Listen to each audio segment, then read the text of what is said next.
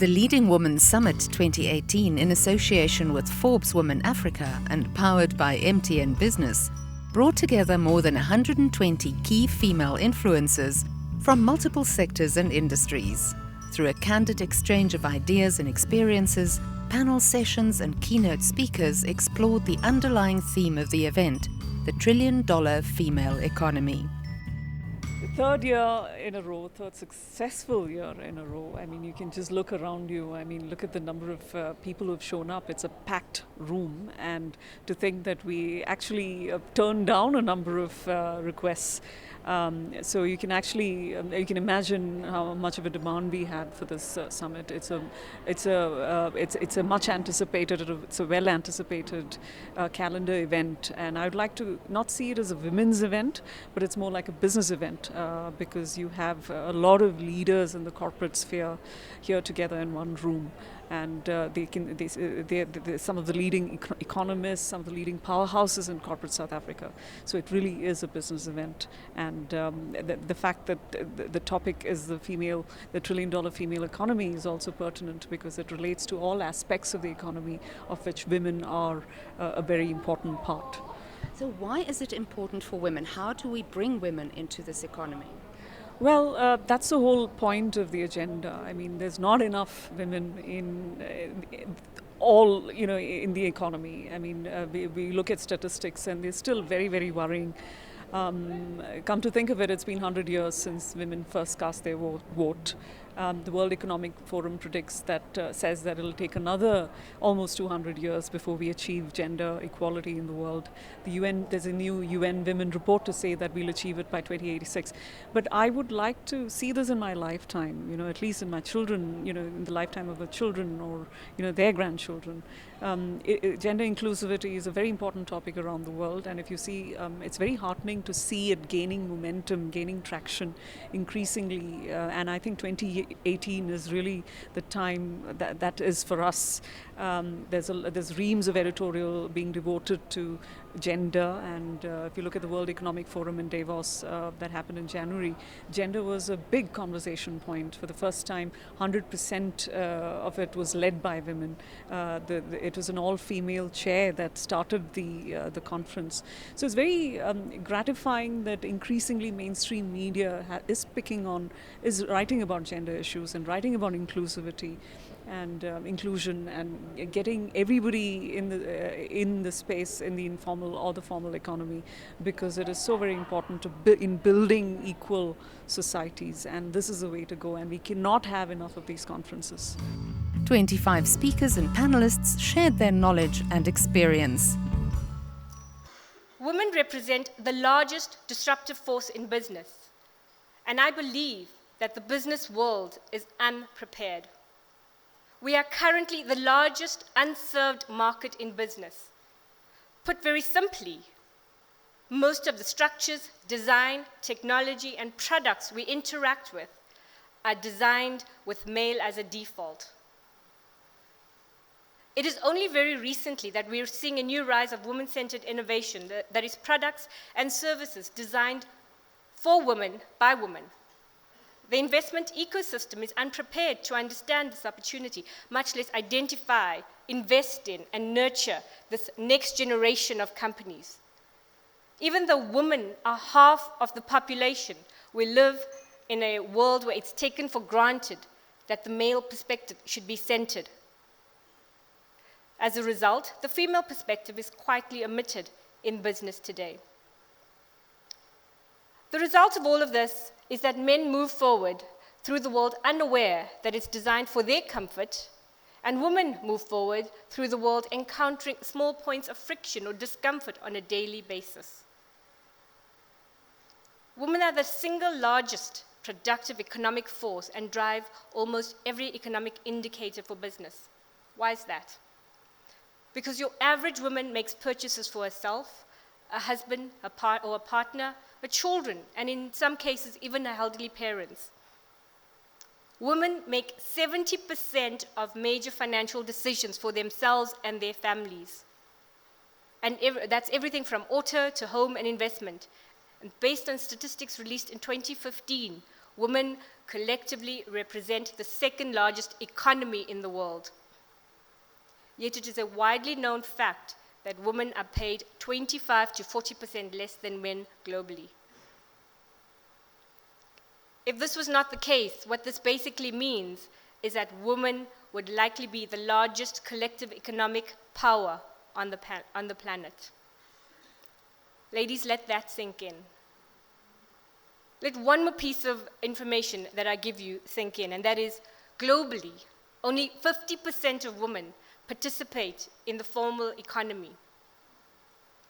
When a population influences 85% of consumer spending, yet only receives 2% of venture funding, there is a fundamental disconnect at the leadership level in business and in the investment community. With all of this data, you'd expect companies and businesses to invest heavily in a balanced or female-heavy teams to better understand and engage with the customers, because most of them are women. I would even go as far as to say that women are the single largest opportunity in the market today, overlooked and underfunded. The implications for women are profound from a career, innovation, and business leadership and business and leadership perspective. In this new era, every woman, by virtue of her lived experiences, is now a walking hub of $1 million business idea. As we look at the $1 trillion female economy today, and we see the great potential that women have, there is still this great gender disparity in the wage gap. Do you think that that is something that could be eradicated soon? Well, according to a Harvard Business Review report, they're predicting that by 2028, the she will be earning more than the he in the in the economy.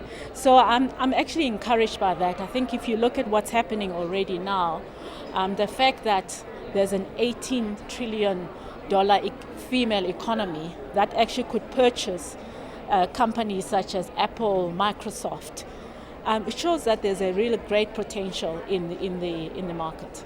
How does one encourage more women to enter this market, to become more active in it?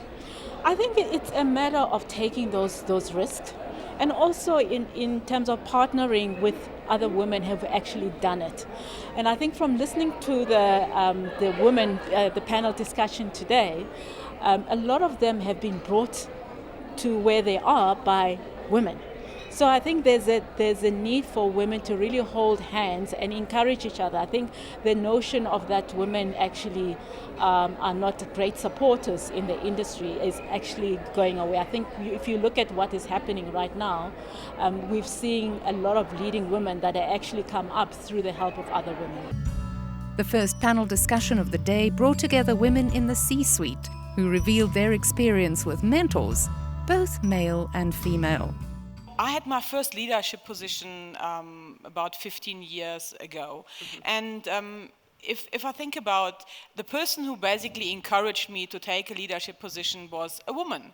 And at that time, it wasn't that common that we had female leaders in Siemens, and that was in Germany. And I wasn't sure if I'd take a management position. And she said, you know what, men would take it hands down. They would not even doubt themselves for a second, because if they think they have 10% of the job, they go for it. They think the rest of the 90% I will be able to fill up. Don't be shy. I've worked with you. You know what you are doing. You will be able to cope. And then she gave me another tip, and I can tell you this is one thing I always then applied for all my new jobs ever after. She said, you know, because I took a job from a guy, obviously, and he had a nice office, and he had a lot of files in this office. They were labeled with all kind of stuff. And then she says, you know what, I just give you a tip. When you start going, you take all the stuff you left behind, you throw it away. And I said, wow, no, I can't do that. I mean, throwing the stuff away. I mean, it's from my predecessor, right? As a man, he knows what he's doing. And then she says, I'll do that because, first of all, you will never look into that, and you don't want to copy his work, you want to do your own work. And if it's of anything of importance, somebody in the organization will have a copy for you. From a career perspective, I would say my career was molded by men. In fact, in my 19 years career, I have had the privilege of about, I'd say, 4 men who've definitely been, I'd say, the drivers for my success. And I think as I look at my journey, particularly for the last 13 years at MTN, I reflect on 4 people who have definitely channeled my journey. I mean, somewhat unconsciously. I just had the privilege of what I'd call a council, which I formed around myself, people that I could go to for different sort of, to tap into for different reasons. Had somebody that I could tap into for, just in terms of how to navigate, particularly in a very patriarchal company such as MTN, how to survive in a boardroom. Going to somebody different for how to manage people, going to somebody different for just how to basically break through, particularly in the commercial space. So I just have had the privilege of being able to surround myself with men. And in fact, in my particular instance, I'd say 3 of them were actually white men. And I think, as I reflect on that, I definitely believe that it's really about the culmination of daily behaviors of commitment, discipline, all of these attributes which I think I came from home. I arrived in London and I had no skills. I was an actress, for heaven's sake. But what I did is I used that skill. So I acted my way onto a trading floor at Deutsche Bank, the biggest trading floor in global markets. And I got the damn job. And then I panicked and I went to the boss and I said, I don't know the first thing about banking, but I promise you I've got grit and determination and a huge medical bill that I have to pay, so I will work. And she said, the last 2 women were so intimidated by 800 men on a trading floor, they left within 2 months. So I said, I've dealt with enough temperamental actors and directors in my time, that's not going to stress me out. But it was tough, so tough, crass, brash, aggressive, etc. But I had a woman that employed me, and she gave me a phenomenal tip. And she said to me, there are about 30 women on this trading floor. You can become one of the boys, act like a boy, speak like a boy, be aggressive, use the 4-letter word, because that's apparently the only word people on a trading floor really know. Or you can actually hold your femininity and be strong and pitch up every day and deliver with excellence and learn and be humble and be and just walk with integrity. And when you want to rise up and get angry, act in the opposite spirit, because you'll be amazed at how people turn around and how men start listening and they start leaning into you. And she was the person that taught me everything and gave me every single opportunity. I started at Sun International, went to Vodacom. At Vodacom, actually, a strong mentor for me was the CEO, Alan Knott-Craig, at the time, and actually sort of helped me to elevate what I was doing really quickly, gave me a lot of good advice and all of that. Caroline Ravenall spoke about the leadership lessons she learned during the 10 years she worked with Richard Branson's Virgin Atlantic Airways. I love this quote by Bruce Lee. When we're under duress, we don't rise to our level of expectation, we actually fall to our level of practice. Now, when you're faced, I'm sure we can all relate to this, when you're faced with challenge, when you're faced with resistance, when you're coming up against brick walls all of the time, we have a habitual way of working. My habitual way of working was to hunker down, power through, switch off all the emotions that made me feel vulnerable, like anxiety and self-doubt, and just lead the charge from the front. So I donned my Superwoman cape and I was out there charging from the front, only to find that when I turned around, there weren't a lot of people behind me. So whilst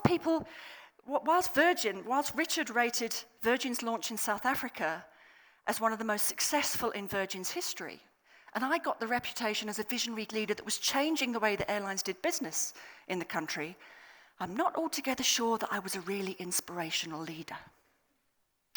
Someone to be admired, perhaps for my chutzpah, my drive, my passion, and my absolute integrity with the strategy and what I was doing. But because I thought I needed to power through, because I thought I needed to be hard driving and tough in everything that I did to take on these men full force, I terrified a lot of people in the process. And what that did is isolate me as a leader. And I think a lot of women, a lot of leaders can relate to that today when we're trying to take a strategy through. So what I'd like to do is open this up to you now. How many of you here run businesses and have teams of people? Quite a few, okay? How many of you have your own businesses? Okay, so yeah, quite a few. How many of you would rate yourself as an inspiring leader? Great, lovely to see that. I like that, thank you, that's really good and that's really honest. Now I'm going to, I might change the mood slightly in the room. There was a recent international survey done by McKinsey, 250,000 people, and Gallup. 77% of leaders rated themselves as an inspiring leader. I rated myself as an inspiring leader. 82% of employees disagreed. In fact, 65% of employees said that they would forgo a pay raise to see their boss fired. Yeah, I can think of people that were like that with me. We already know that the engagement stats, if you're running an organization around the world, are incredibly low. 87% of people are disengaged. But what's really key here, because this is something that affected me, is that 75% of leaders are completely exhausted by the work that they do and are completely burnt out. And that's something that I experienced performing under pressure, like what it's like to burn out and how do you deal with it in this crazy world that we live in. So despite all of this, $46 billion a year is spent on leadership training. So what are we doing wrong? One of the things that I learned from my experience was my relationship with power. It's not fun being a ball-busting 24/7. It really isn't. It's hard work, and it goes against everything that I think that we represent as women, which I think this quote here says so beautifully. Martin Luther King. Power without love is reckless and abusive, and love without power is sentimental and anemic. And I think as women, we are perfectly placed to bring this balance into our working environments, into our homes, into our lives. And what that does is speak to the results that also came out of the survey, which said employees don't want heroic leaders anymore. They actually want more connection. They want a sense of belonging at work. So leadership is not so much about what you do, but more about who you are as a human being. What I learned from this experience were two things. Never lose sight of the fact that business is an adventure. Because the bottom line is important, but it's not the only thing. And when you focus solely on the bottom line, you kill the spirit of business dead. And I know that I started to do that with Virgin because I was so hard driving and tough. The second thing is that leadership is an ongoing journey of discovery. As soon as we got the title and the badge and the power, what do?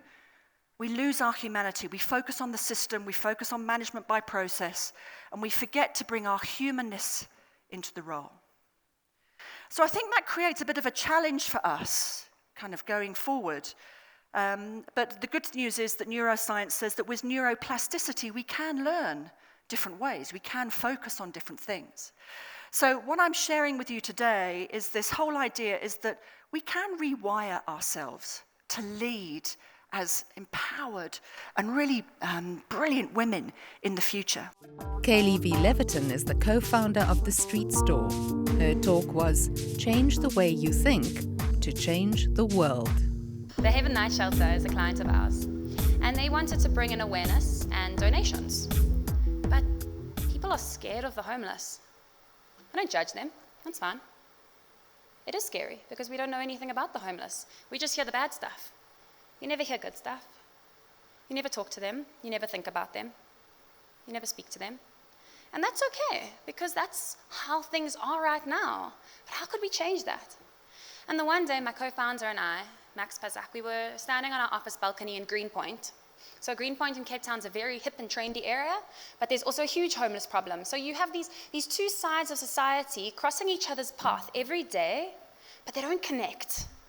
And it creates the cycle of dehumanization on both sides. Don't get me wrong, on both sides. So we can't give to everyone. You can't. It's impossible. So you don't. You ignore them. You pretend they're not there. And that's fine. They're ashamed of begging. So they stop seeing you as a person. They start seeing you as a pocket. And that's when you start seeing homeless people who might shout at you, who might be expectant of something, and that's not okay either. So both sides are dehumanizing one another. So instead of trying to get people to suddenly go, I care about the homeless, I'm going to donate to the Haven in order to help the homeless, because that wouldn't have connected them. That wouldn't have made them take that next step. That wouldn't have transformed their negative attitude, perception, and stereotype. We had to actually bring these people together to learn from one another, to understand each other, to connect with one another, in order to change them not just for one day, but forever. And this is how we did it. South Africa. A country where the haves and have-nots live side by side, but seldom connect. People want to help, but aren't always sure how. And for the homeless, begging is degrading. In partnership with the Haven Night Shelter, the street store was born. The world's first rent-free, premises-free, free pop-up store for the homeless. Somewhere safe to give and easy to collect. Made only from posters, people hang up and drop off donations. Then the homeless choose things they actually want and like. For many used to rummaging in bins, this was their first dignified shopping experience. Shopping at the street store was for me very nice. The people was accepting me with friendly faces. A week before the pop-up, we called for donations on social media. Within days, we found ourselves on prominent national blogs, news, radio, and TV. But the world wanted in too. Bono's One organization, Huffington Post, Good, and hundreds of others. Thousands of homeless were clothed in South Africa alone, and millions in free PR was generated. More importantly, we brought people together like never before. But homelessness is international, so we went open source. To date, 162 stores have popped up in 119 cities, and over 2,200 are in progress. A brand new way of helping the homeless. And it's now on Macaulay Avenue in Chattanooga. A few simple posters to restore the dignity to the homeless in Cape Town suddenly touched the lives of so many more. You are sent from heaven. Thank you very much. There's no way I can pay you back. Thank you very much. I appreciate it, man.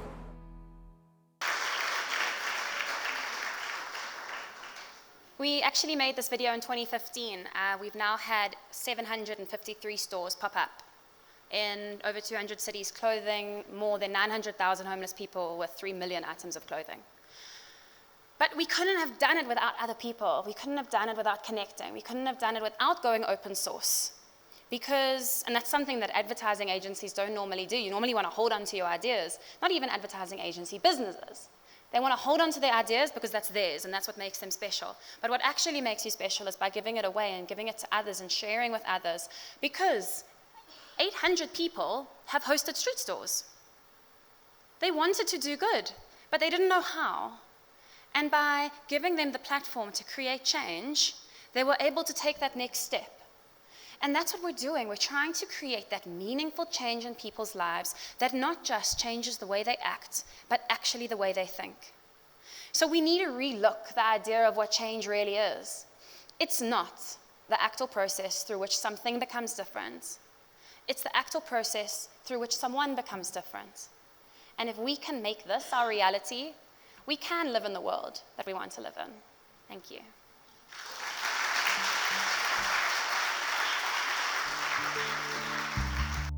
After the break, we'll be back with more fascinating and insightful talks and panel discussions. I, for one, have always believed in getting both sexes in on any debate or conversation. It cannot be a monologue of just women on a panel. We have a panel coming up which is about including men, or what you would call the male gender advocates, or the male allies, or the male sponsors. I would like to call them as the few good men who believe in include.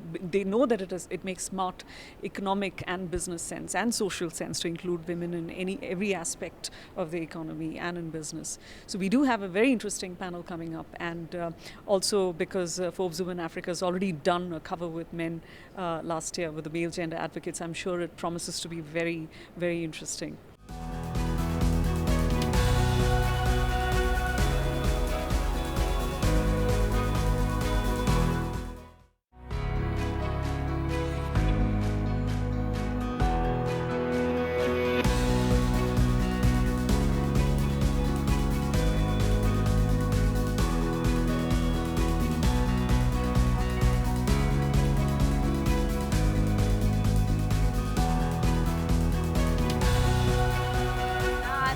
talk is about bringing excellence to the public sector. Please welcome on stage Miranda Inyati, who is going to give us some insights onto this topic. First, I'd like to give a shout out to PPC. They've been doing this great work of supporting young females. They paid for my fees from African Leadership Academy. My name is Miranda Nyati. I was born in Port Elizabeth. And during my childhood at home, we had a shebeen. And I was the one who was responsible for counting change. Somehow, growing up in a shebeen, I got fascinated by the different ways I was counting change.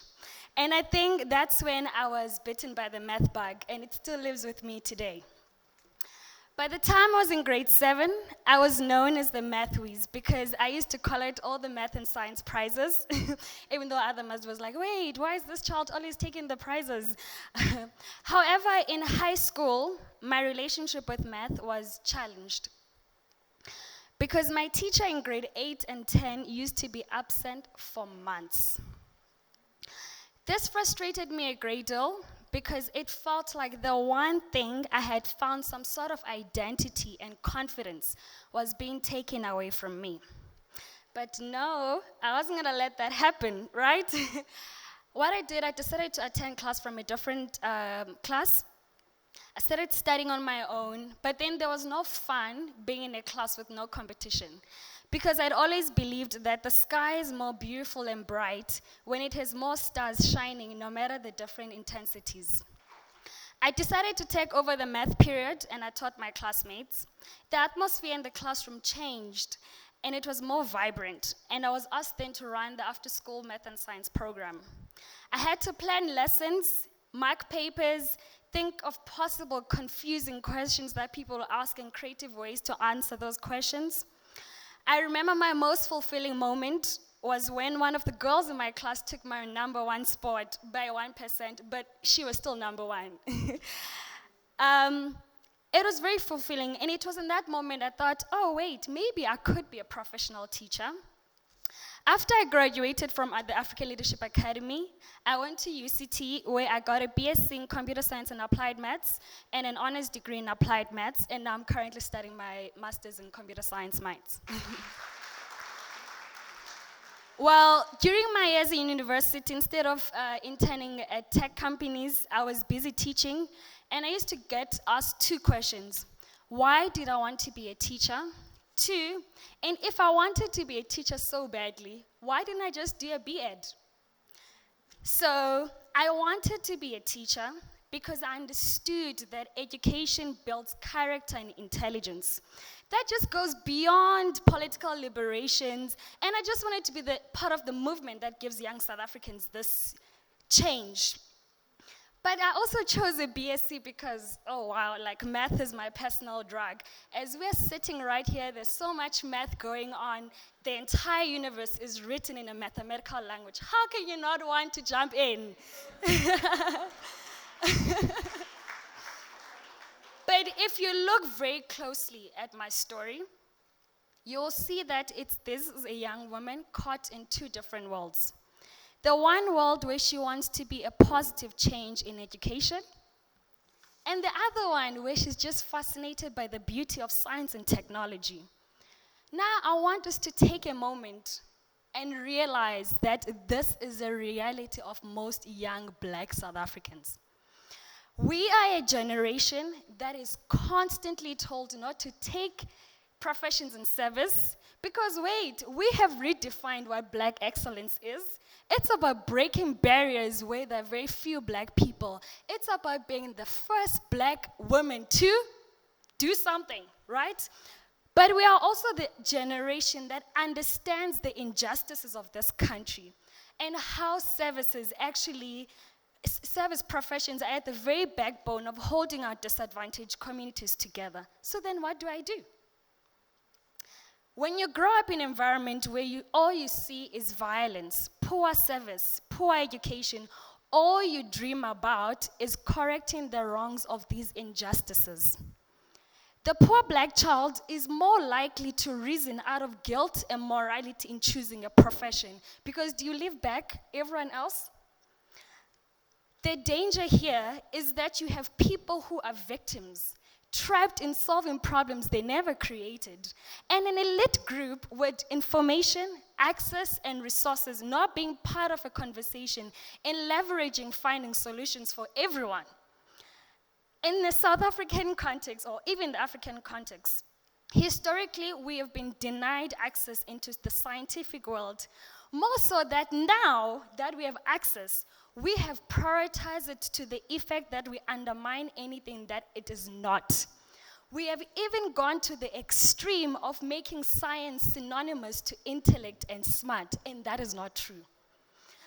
Now, we expect so much less from anyone who goes into service. Why? Precisely because the rejects of our schoolings that is dysfunctional are most likely to be teachers, nurses, and somehow we expect excellence, because if Miranda takes a different journey, you ask her, does it really make sense for you to do this if you want to be a teacher? Why? Because you don't expect excellence in this kind of path. There's a mismatch here, because you can't have low entry requirements to these professions, and then out of the blue, you want excellence from where? Excellence needs to start from respecting these professions from the very core. South Africa is a growing country, and we've spoken about the economy. Great. With all this, you cannot have a booming economy if you are producing mediocre service to the large population of your country. It's just impossible.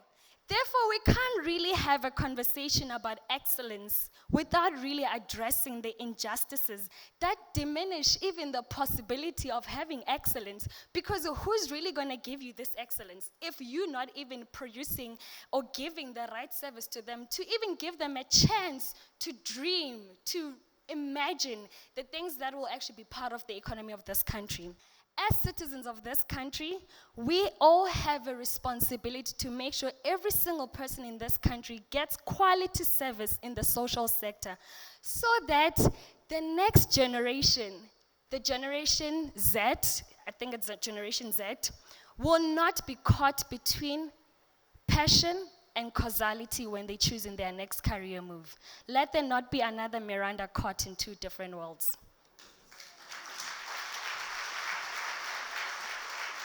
We do have an invigorating panel discussion that we lead on to, and of course speaking to a younger generation of millennials who have often been dubbed to be very outspoken, a bit demanding. They are born into technology and of course are becoming real influencers with regard to society, the commentary we make, the products we consume, and how we actually choose to share our messaging with each other as individuals. We always talk about, I think there's, people tend to confuse disruption with innovation a lot. Can you just, in one quick sentence, tell us, what is the essential difference? Oh, that's tough in one quick sentence. But I think it's difficult to separate disruption from innovation, in the sense that true innovation causes disruption. Right. It changes the way that people do things. It changes who we are. And I think one thing to sort of go a step back is to say the difference between innovation and invention. Invention is when you create something that's never been created before. So that's nice that you create, a flying car, or you create something. Innovation is where that new thing that you created has a purpose in society. So it actually changes how people are, how they act. Like the cell phone changed how we communicate, the airplanes changed how we traveled. If there was just an invention, it wouldn't have changed people's lives. Now, disruption is when that happens and people's lives are completely changed forever. Right. So if we really think about how interesting new technologies like IoT, for example, it's really amazing, but now it's sitting in the hands of the elite, where you've got internet systems, you can connect your house, you can connect this, but a disruption is when majority of the population no longer has to struggle when it comes to accessing information and technology, but they have that access and it's really freely available at a low cost. That would be a disruptive technology. Yeah. So, Vivian, now you tell me, in the social space, what is disruption, really? For young people like you? First of all, thank you so much, Renuka, for having me. I think for me, being here today is disruption. Having come from rural Kenya with little to no opportunities, coming from a community that did not appreciate girls' education, being the first girl in my community to get a bachelor's degree, being invited to serve on the UN Women Advisory Global Board, being invited to the Clinton Global Initiative to advise them on how to invest in girls' education and youth empowerment on the continent. And right now, being an independent consultant, advising governments, business leaders, and philanthropic leaders on investing in girls' education and youth, addressing youth employment. That in itself is disruption. And most of the time people ask, so who is Vivian Onano? And oh, that crazy girl who is into youth employment and trying to address gender equality. So for me, disruption means being crazy and thirsty for change. It can be in agriculture, it can be in business, it can be in technology, like what my sister is doing right now, but just being thirsty enough to want to create that change. For me, that's disruption. Okay, so you travel the world, you meet with a lot of important people, but what is their perception of Africa in the disruption space? To be honest, the perception is really changing right now when it comes to Africa. Everybody's looking at the continent. And for me, yes, we're looking at the continent, but how are we investing in the young people of the continent today to meet the global demands that are out there? So how are you investing in education? How are you investing in technology? How are you investing even in communication itself? Because that's a very powerful tool when you want to be competitive in the global space. So how are we making that investment? And today when you're talking about the $1 trillion economy, how are we investing in rural women? Because they have to be part of this conversation. They have to have access to information, access to technology. Yes, you talk about the mobile technology and the disruption around that. But back at home, I mean, I was home in the village for 2 months for the holidays. They still use the regular phone. So how do we make sure that they have the access to information? Most of them still rely on radio. So yes, we can have this conversation right here, but the people who really need to benefit from it, the people who really need to be part of this conversation are not in this room today. So how do you get the information to them? About 70% of our people actually are millennials. And our leaders are, I call them the gray hair, the gray hairs. So we do have that dynamic of how do you create an environment that's conducive for this diverse team of workforce. On International Women's Day, PwC released its latest report on what has to change for women at work. This for me is positive. I know the message is that there's more that needs to be done. Of course, we're not where we need to be, but this is a positive message for me. So what we do as PwC, we do a CEO global survey every year. And if you look at that slide, what it says is that in 2011, only 11% of the CEOs believed that they need to plan and change their policies aimed at attracting females. Fast forward to 2015, 64% of them had now focused on diversity and inclusion with established strategies and programs. And fast forward to 2017, 87%. This is becoming clear that CEOs are now taking this seriously. So I think just looking at that, we are moving the right direction, and hopefully we're going to win this battle. We're going to speak about something that's very, very important to everybody now, the economy, the home that we all live in here in South Africa. And how we can be agents of change, and particularly, how women can become more involved in an economy that is on a new dawn. New dawn, everything. You hear it from everyone. You see it in the markets, the new dawn. National Treasury presented us with a budget in February that put us on a new path. And of course, we have a new finance ministry now.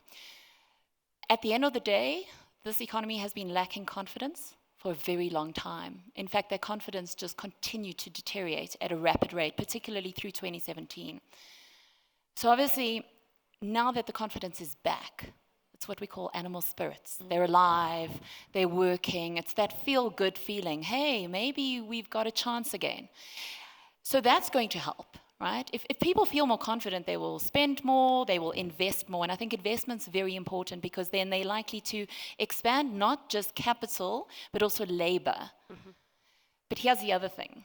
We also reduced massive risk in South Africa, which means the currency has more chance of being more stable. And if the currency is more stable, I can assure you inflation will be lower for longer. I think we also have to insist as women entrepreneurs that there's a place for us in the National Development Plan and in general economic plans going forward.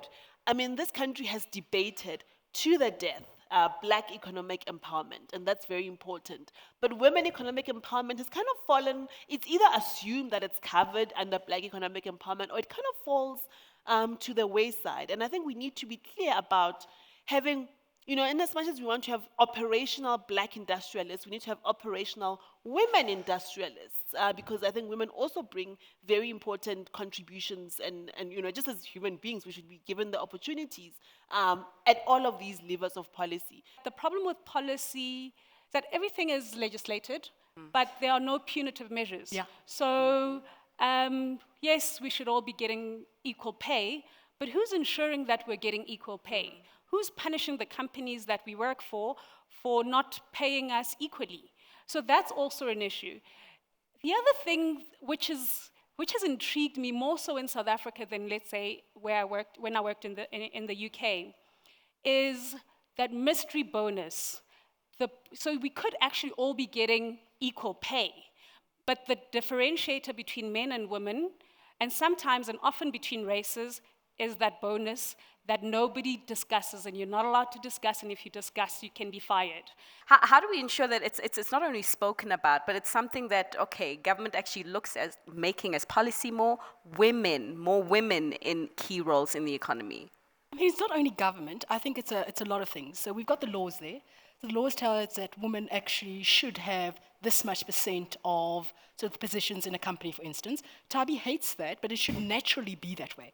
So we've seen many companies come out there and say, yes, we've got women are the majority. At universities, they're majorities. In the workplace, they're majorities. And we're like, we've just ticked boxes to make this happen. There hasn't been greater thought about it. It's like, I need a black, okay, cool.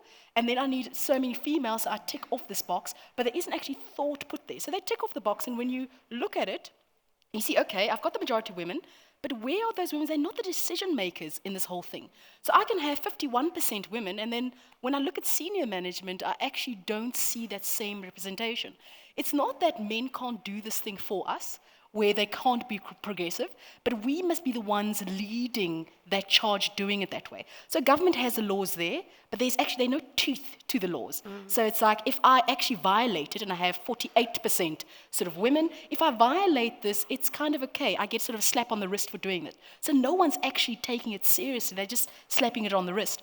But then you must look also at sort of personally what is going on and what we are doing. Just want to draw on, what my fellow panelists have been saying in terms of drawing women into the economy and the continuation of policies. When we talk about, policy continuation, I think what's also quite exciting about this new dawn are the reforms that they've been talking about. So we now have Pravin Gordhan, who's going to be leading the charge in terms of state-owned enterprises, and of course we know those are the problem children in our economy. How we can use these state-owned enterprises being agents of change instead of organizations or institutions where we say, oh my goodness, there's something yet again about ESCOM, there's something yet again about SAA. We have policies that already work. So the public procurement program. The previous panel, there was a lady who mentioned here that, public procurement, this is how we can draw the marginalized, the designated groups, or the women or the youth into that particular net. So unfortunately, it's been marred by corruption. There are inefficiencies, but we've got the right leadership in place now. We've just also been speaking about leadership in the previous panels. So drawing that in, this is how we can get women to be, actively involved in the procurement process, using these big machines to actually say, listen, we are now drawing you in. You can actually be part of something bigger. Dr. Oline Strauss was Miss South Africa and Miss World in 2014. Since then, she has qualified as a medical doctor at the University of the Free State. She shared her journey from Miss South Africa to Miss World to medical doctor to entrepreneur. So I've learned and I know that success is not to be pursued. It is to be attracted by the person you become. We're always trying to become successful. We're trying to be that successful person that we look up to.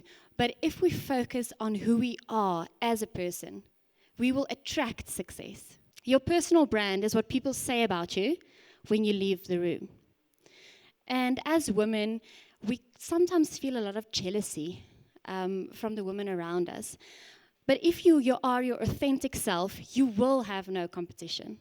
It's when you strive to be like someone else. And I have a lot of girls coming up to me and telling me, oh, I really want to be like you, or I look up to you, and that's such an amazing compliment. But I always tell them that don't try to be like me. There's already a me. Try to be like you. Try to be the best version of yourself. And that is so important when it comes to personal branding and being the best version of yourself. The second lesson I've learned is to have aspirational clarity, to know where you're headed. When you know where you're headed, when you know what your personal brand is, you know what to do.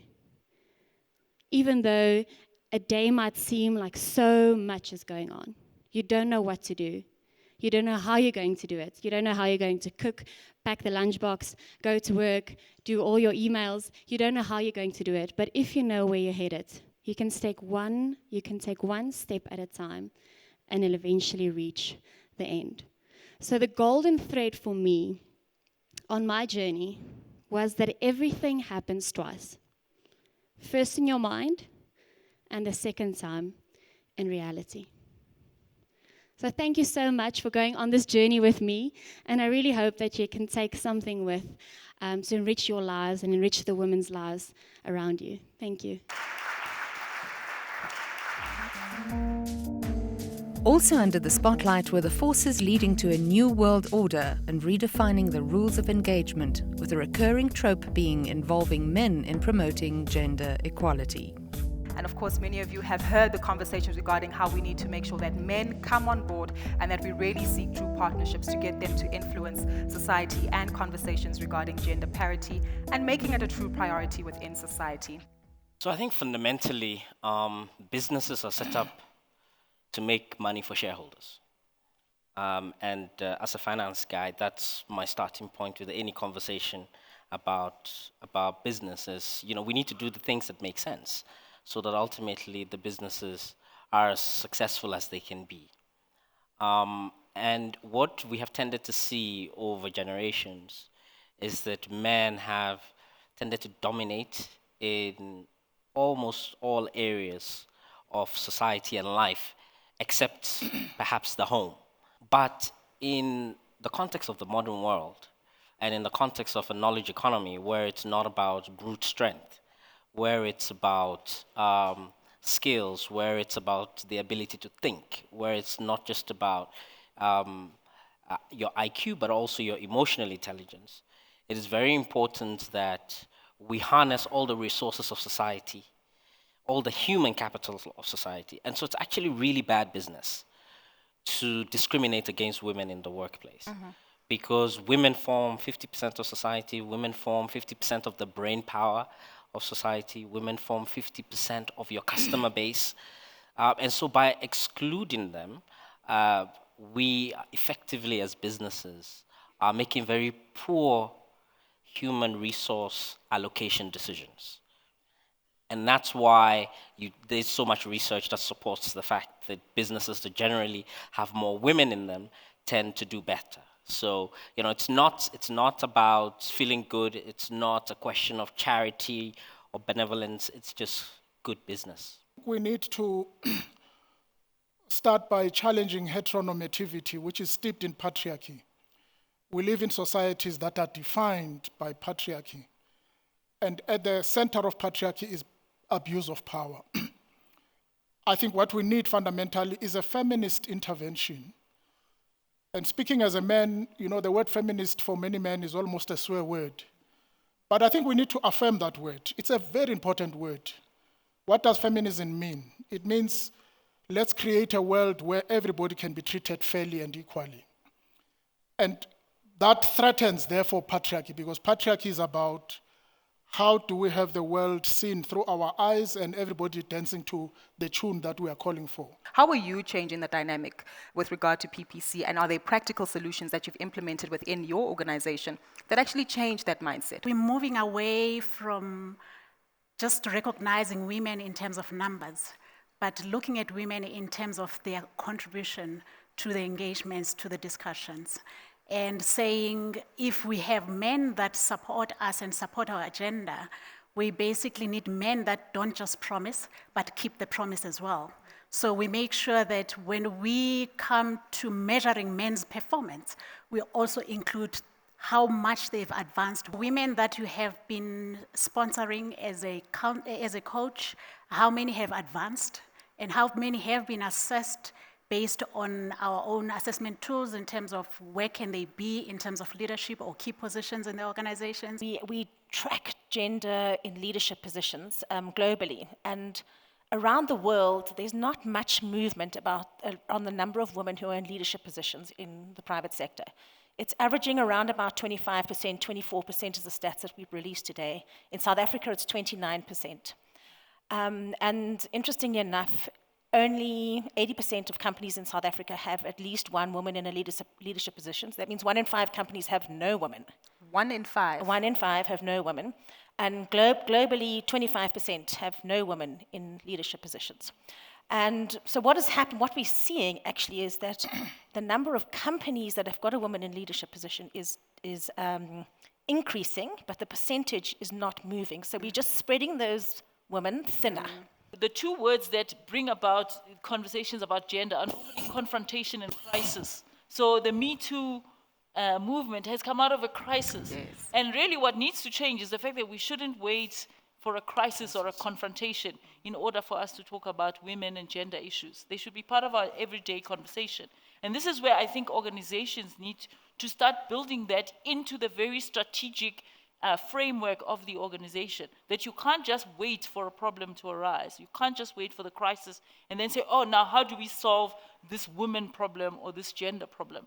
It should be part of every day. Ladies and gentlemen, a woman who needs no introduction to South Africa's society, and fingers crossed, might apply to be president of this country one day.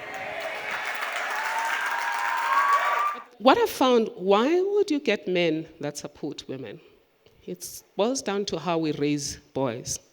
So gender equality is not about putting down boys. In fact, if we put them down, if we diminish their self-esteem and their confidence, they're going to harm girls, they're going to harm women. So we've got to build boys that are self-confident, that believe in the strength of their humanity, that they're not wrong, that they're just one gender, that women are not better than men and men are not better than women, and that men don't carry the burden of what other men have done, because that's a mistake we do, where, for example, we blame every white person for everything that has happened, we blame every man for what has happened to women. I think the important thing is make sure that we raise people who are confident and they will create a supportive environment. And then lastly, I honestly believe that as long as there's injustice somewhere, there can't be sustainable peace anywhere. So as we're busy talking about advancing women, let's advance everyone. Whether they're men, whether they're rural people, whether they're foreigners, disabled people, LGBTI, let's just create a world where no one's humanity is diminished simply because they look different.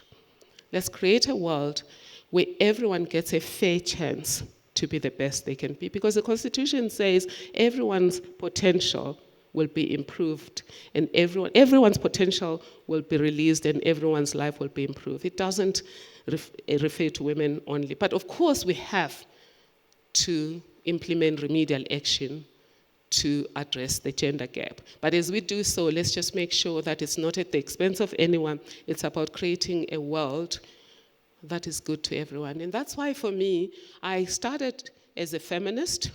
I've reached a point where I am still a feminist, but above being a feminist, I'm a humanist. Because I just believe every woman, every human being deserves a fair chance in life. And a fair chance to be the best they can be in this world. Women lead, but they usually lead from the back. Because once you call it leadership, women step back. Once you call it a responsibility, they run forward. So the idea is to just call everyone and say, women, let's lead the healing of the divisions of the past. Because if we don't, the anger in our community affects women more than anything else. We've seen those fights, racial fights in restaurants, in farms. God knows what happens in those places where it's not reported. So the greatest battle, though, that we'll have to win as women, as a people, is to break the barriers in our heads. At the moment, the battle is, if you're different from me, you're either better or worse than me. We have that hierarchical approach. So we'll have to break those barriers. We'll have to help people break those barriers. And side by side, black, white, colored, Indian, men and women, we all have to step forward and lead. But my call is particularly to you as women. Step forward and lead from the front going forward. Just as only light can overcome darkness, the world we want depends on our collective actions. Thank you.